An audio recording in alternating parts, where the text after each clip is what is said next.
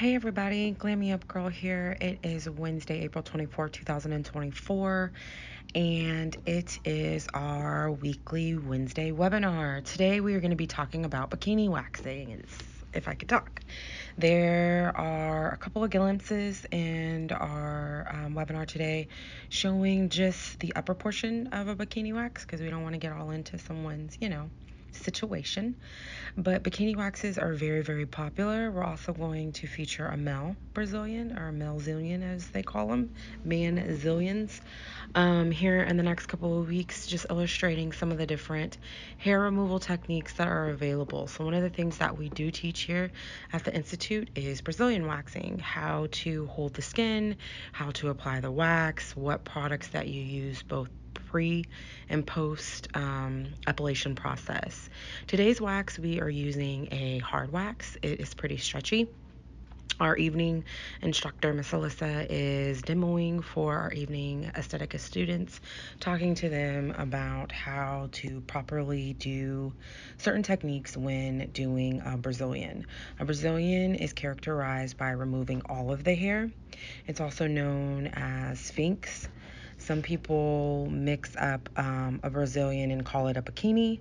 They also call it a full Brazilian. So depending on the region of the world or the country, as far as the United States, you may hear it called a couple of different things.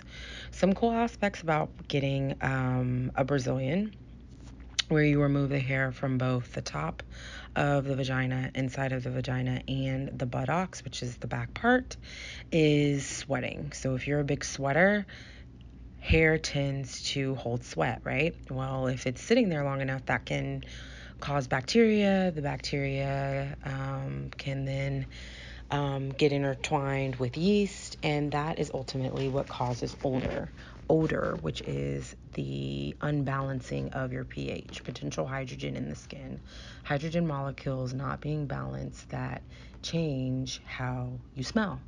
So one cool thing about getting a Brazilian wax is it helps with sweating, right? So if you sweat a lot, all it's going to be is on your skin versus getting trapped in your hair or your hair follicles, which then can cause an odor of a buildup of bacteria and yeast. Another benefit of a Brazilian wax is it's getting ready to be summertime. So if you're a beacher, a laker, you like to be out, you like to wear swimsuits or certain type of clothing that reveal your genital area, you don't have to worry about hair popping out and looking very tacky and not smooth.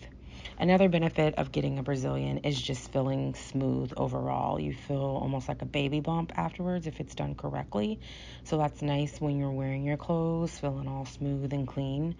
Another benefit of getting a Brazilian wax is the cleanliness. If, again, going back to like the odor, you have a lot of odor, you can help with that.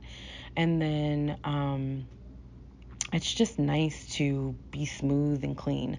I personally get Brazilians myself. I actually get Vajacials. You can throw a Vajacial in there with the Brazilian, where you do a facial on the outer region of the vagina, where you do a cleansing, a mask, an exfoliation, and then you do a cleansing and exfoliation. Then you do a light exfoliation because the wax is going to exfoliate.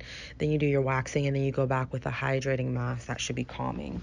Someone that struggles with ingrown hairs or some type of lesion in that area, it could benefit you in one aspect as far as if it's not inflamed acne, unroofing those lesions for them to get exposed, and then treating that with high frequency.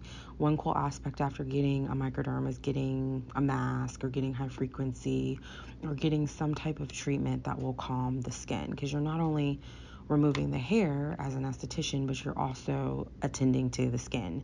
And a lot of people have genital issues down there, whether it be pigmentation, whether it be lesions such as blackheads or whiteheads, excess oil, maybe odor, whatever the case may be. Getting it regularly or routinely maintenance, typically every 4 to 6 weeks, is how often you can get a Brazilian or a Vajacial. it will help you regulate your body and regulate some of the conditions that you may or may not have. It runs the same schedule as doing like a leg wax or armpit wax. You go in regularly every so often and maintain it, and you'll notice over time that the hair gets thinner. So if you have really, really thick, coarse hair, over time the hair will thin out. If you tend to have super, super long hairs, they won't grow as long, because ultimately when you're waxing, you're damaging the hair follicle. And after a while, when there's so much damage, either the hair doesn't grow back as thick, or the hair will stop growing altogether. So today's segment is just a quick overview of a Brazilian wax. Again, that is removing all hair, front and back, top to bottom, to create a smooth, cleaner, more odorless type of region, to where you're a healthier being. As always, you can follow us at or look us up at www.IIOAAAB.education. You can also email us at info@IIOB.education, and then check out any of our social media handles: Instagram, Facebook, TikTok, the X, all the things where you can reach out to us.